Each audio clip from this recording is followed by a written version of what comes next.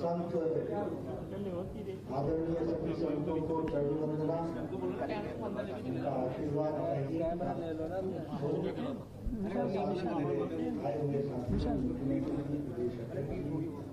संगठन मंत्री जी, मेरा ये परम सौभाग्य है कि मुझे आज यहाँ हरिद्वार आने का सौभाग्य मिला श्रावण मास में। और सबसे बड़ा सौभाग्य ये है कि आप सबका आशीर्वाद मुझे प्राप्त हुआ है। इसके लिए मैं दोनों हाथ जोड़कर चरण वंदन करते हुए आपको धन्यवाद। हमारे स्वामी जी ने बहुत सी चर्चा हम सबके सामने की है और उसमें उन्होंने चर्चा में इस बात को भी रखा कि किस तरीके से आदरणीय मोदी जी के नेतृत्व में देश में सनातन धर्म की सेवा के लिए ये सब समर्पित रही सरकार और किस तरीके से देश को आगे ले जाने का उन्होंने जो योजन बनाया उससे देश किस तरीके से आगे बढ़ा है उसके बारे में आपने चर्चा की है। तुलसीदास जी ने रामचरितमानस में लिखा है, मुद मंगलमय संत समाजू जो जग जगम तीर्थ राजू। यानी हमारे ऋषि मुनि संतों के जहाँ समागम हो वहाँ स्वयं ही वो तीर्थ स्थान बन जाता है। तो ऐसे तीर्थ स्थान पर मुझे आने का सौभाग्य मिला। मैं पूरा आप सबको धन्यवाद देता हूँ जो आप लोगों ने मुझे आशीर्वाद दिया है। जहाँ तक उत्तराखंड की सरकार का सवाल है, आपने 2 प्रश्न रखे थे, दोनों प्रश्नों का समाधान मुख्यमंत्री जी ने तुरंत किया है। यह इस बात का सूचक है कि हमारी सरकार समाज के प्रति संवेदनशील होकर, रिस्पॉन्सिव होकर के उन सारी चीजों को पूरा करने के लिए कृत संकल्पित रहती है। आज जब हम यहाँ पर एकत्र आए हैं, आप सबका आशीर्वाद आदरणीय प्रधानमंत्री जी को हमेशा मिलता रहा और वो ताकत भी मिली है और उस ताकत के माध्यम से वह उन सिद्धांतों को आगे बढ़ाते चले गए जिससे देश का विकास भला हो सके और उसको आगे बढ़े। हमारी नीति में उन्होंने बड़े स्पष्ट शब्दों में कहा, justice to all, appeasement to none. सबके साथ न्याय होगा लेकिन तुष्टीकरण किसी के साथ नहीं। साथ ही उन्होंने कहा, सबका साथ, सबका विकास, सबका विश्वास और इस बार कहा सबका प्रयास। तो हम सबको ये सारी बातें उन नीतियों में भी देखने को मिलती हैं और हमारे सबको वो ध्यान में भी आता है। एक लंबे समय से भारत में एक बहुत बड़ी बहस छिड़ी हुई। भारत संविधान से एक राष्ट्र बना था, लेकिन इसके बावजूद भी धारा 370 के कारण जम्मू कश्मीर हमारे मुख्य धारा में शामिल होने से वंचित रहा।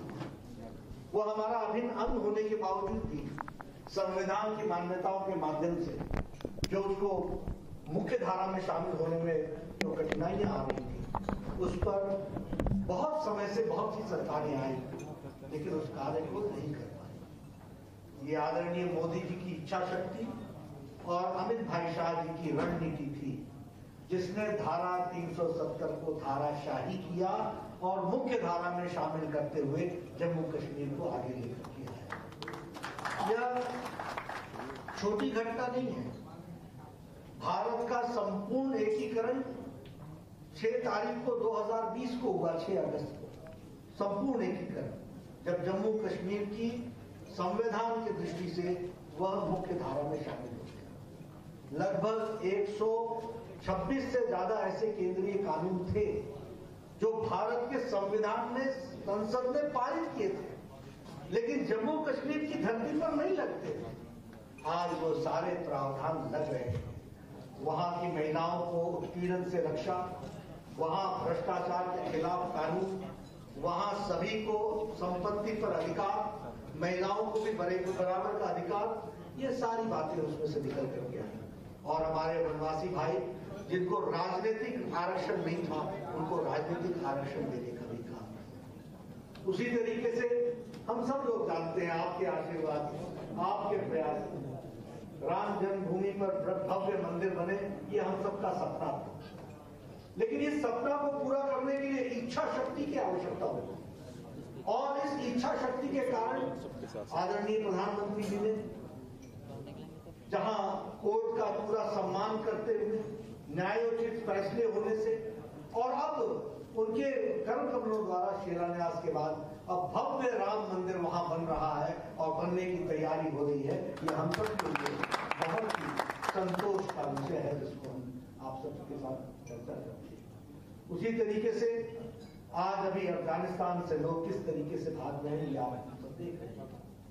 लेकिन यही विषय हम लोगों ने उठाया था कि जो हमारे सिख भाई, जो हमारे हिंदू भाई, जो प्रताड़ित होकर के अफगानिस्तान से, बांग्लादेश से, पाकिस्तान से, इन सब जगहों से जो निकाल दिए गए थे और वो भारत में आकर के शरण ले रहे थे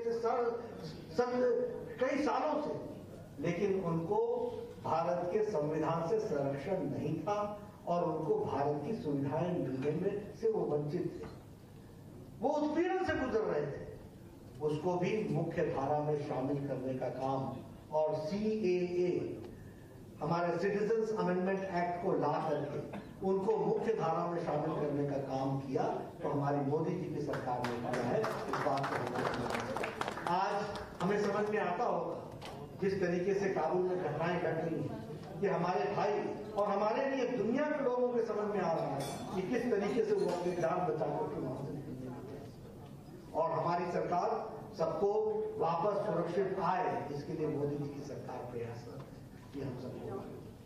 उसी तरीके से हमारे यहाँ अब जब हमने कहा सबका साथ, सबका विकास, सबका विश्वास, तुष्टीकरण किसी का नहीं, अब आप देखते होंगे कि 13वीं शताब्दी का ट्रिपल तलाक का कानून यहाँ भारत में विराजमान।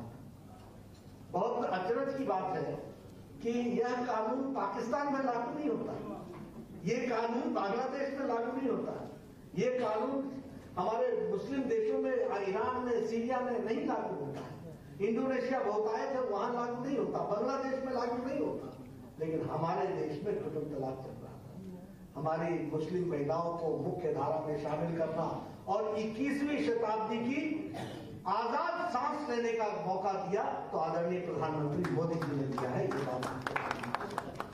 उसी तरीके से जब सबका साथ, सबका विकास, सबका विश्वास, तो जैसे हमारे आदरणीय संत जी स्वामी जी कह रहे थे कि आज अंतिम पायदान में खड़े व्यक्ति को समाज की जो सुविधाएं हैं, वो सुविधाएं उसको भी गौरवपूर्ण तरीके से मिल रही है। फिर चाहे वो आयुष्मान भारत है, मैं आपसे इस बात का आपको साथ जोड़ना चाहूंगा कि आयुष्मान भारत दुनिया की मोदी जी के द्वारा बनी हुई स्वास्थ्य के जगत में सबसे बड़ी दुनिया की स्कीम है, जहां गरीब आदमी को साल में 5 लाख रुपए का हेल्थ कवर दिया जा रहा है ताकि वो इलाज करा सके। इस तरीके की व्यवस्था की है। ये छोटी घटना नहीं है और संख्या कितनी है मालूम है? 50 करोड़। 50 करोड़ का मतलब है सारा अमेरिका, सारा कनाडा, सारा मेक्सिको, सबको मिला ले तो हमारा आयुष्मान भारत बनता है। ये हमको ध्यान देना। उसी तरीके से अगर हम देखें उज्ज्वला योजना, महिलाओं का सशक्तिकरण, स्वच्छता अभियान, महिलाओं का सशक्तिकरण, अगर हम उजाला योजना लें तो गरीब लोगों का सशक्तिकरण, अगर हम सौभाग्य योजना लें तो गरीब लोगों के घर में बिजली पहुंचे इसकी व्यवस्था, हर तरीके से आम गरीब नागरिक तक सरकार की सुविधा पहुंच सके, इसका योजन प्रयोजन आदरणीय प्रधानमंत्री जी ने किया है। ये हम सबके ध्यान में आया है और जो उनके कर्तृत्व के कारण उनके उससे और उसको आगे बढ़ाने के लिए जो कार्य हुआ है वो सब हम सबको मालूम है। हम सब जानते हैं कि आदरणीय मोदी जी का केदारनाथ के प्रति, बद्रीनाथ के प्रति कितना विश्वास और कितना प्यार है।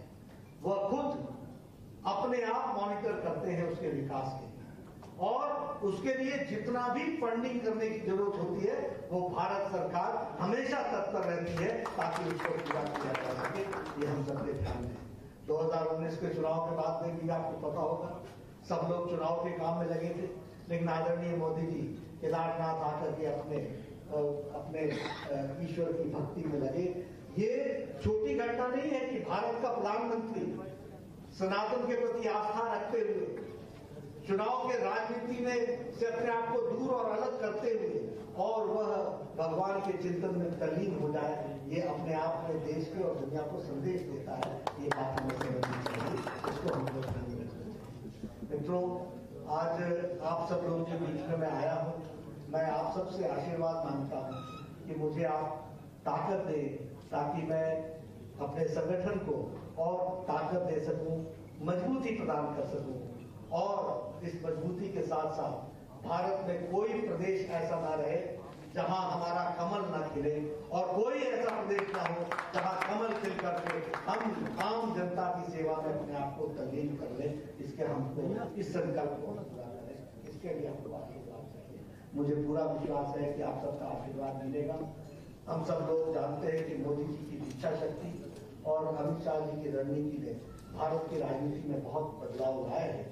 उसको हमको अमली जामा पहनाते हुए एक कार्यकर्ता के रूप में संगठन में उसको आगे कैसे ताकत प्रदान करनी है, उसमें हम सब लोग लगे हैं। और इसके लिए मैं आपसे आशीर्वाद मांगना चाहता हूँ, क्योंकि जिस पार्टी का मुझे अध्यक्ष बनाया गया है, मैं आप सब लोगों के आशीर्वाद से ही जो कुछ कर सकूंगा वह निश्चित रूप से देश के लिए और प्रदेशों के लिए लाभकारी हो और सबको मंगलमय स्थिति में हम रख सके, इसके लिए हम प्रयोजन करेंगे। आपका आशीर्वाद प्राप्त हो। इन्हीं शब्दों के साथ बहुत बहुत धन्यवाद।